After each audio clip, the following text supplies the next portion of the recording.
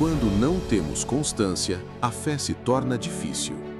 Quando se diz que alguém teve uma queda por permitir que portas espirituais fossem abertas, não se está falando apenas de um erro pontual ou de um momento de fraqueza comum da vida. Trata-se de um processo, silencioso no início, mas devastador em seus efeitos, que começa no interior e de pouco a pouco se manifesta em todas as áreas da existência. A porta espiritual raramente se escancara de uma vez. Ela geralmente começa com pequenas concessões, um pensamento alimentado, uma atitude tolerada, uma desobediência justificada, uma voz ignorada. O que parecia inofensivo torna-se um ponto de acesso. E o mais perigoso nisso tudo é que no início quase não há percepção de perda. Pelo contrário, pode até haver uma falsa sensação de controle ou liberdade. Mas existe uma verdade que muitos resistem em aceitar. Há pessoas que entram em dificuldades pelas próprias pernas, pelo seu próprio livre-arbítrio, e ainda assim querem atribuir toda a culpa ao maligno. Sim, o inimigo tem sua parte, mas ele só opera onde encontra legalidade. E essa legalidade, muitas vezes, é construída pelas próprias escolhas, atitudes e insistências humanas. O mundo espiritual opera por princípios. Aquilo que é permitido ganha espaço, e aquilo que ganha espaço começa a influenciar. Então, a queda não é apenas cair, é um desalinhamento progressivo. A pessoa começa a perder sensibilidade espiritual. O discernimento enfraquece. O que antes incomodava, deixa de incomodar. O que antes era claro, torna-se confuso. E quando o interior se desorganiza, o exterior inevitavelmente segue o mesmo caminho. Na casa surgem conflitos sem causa aparente, desgaste emocional, falta de paz. Na vida pessoal aparece cansaço constante, ansiedade, sensação de vazio. Na área financeira, portas se fecham, decisões erradas se repetem, há perdas inexplicáveis. No trabalho, oportunidades escapam, relacionamentos se rompem, a produtividade cai. Na vida amorosa, há esfriamento, desentendimentos, afastamentos. E no espiritual, o mais grave: distanciamento, silêncio, ausência de direção. É como se a pessoa estivesse de pé, mas já estivesse em processo de queda. E muitos, mesmo vendo sinais claros, ainda se recusam a assumir responsabilidade.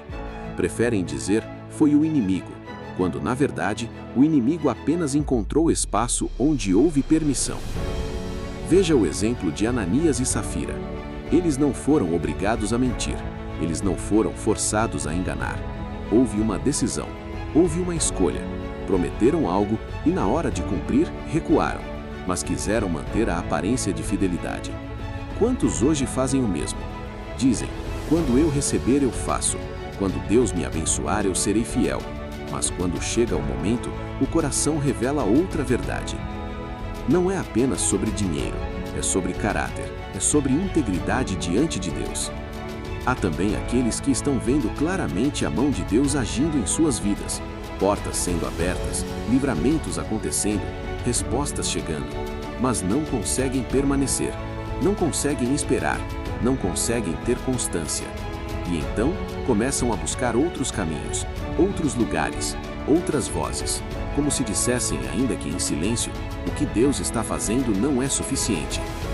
Sem perceber, rompem ciclos de bênção por impaciência, quebram processos por ansiedade, fecham portas que o próprio Deus abriu, por falta de permanência. E o mais forte nisso tudo é que não fazem isso por falta de prova. Eles já viram, já viveram, já sentiram na própria pele o agir de Deus, mas ainda assim escolhem sair, escolhem interromper, escolhem não permanecer. E é nesse ponto que muitos se colocam em risco sem perceber. Não é só o erro em si, é a ausência de constância. É não permanecer onde Deus mandou ficar, é não sustentar o que Deus começou. Então a queda se intensifica e deixa de ser um tropeço para se tornar um despencar.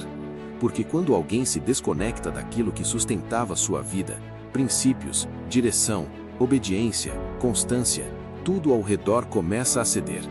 E o mais doloroso, muitas destas dores poderiam ter sido evitadas. Por isso, este não é apenas um alerta, é um chamado à consciência. Nem tudo é ataque. Muitas coisas são consequência. Nem toda porta foi o inimigo que abriu. Algumas foram abertas por escolhas insistentes. E enquanto a pessoa não reconhecer isso, continuará vivendo ciclos que poderiam já ter sido encerrados.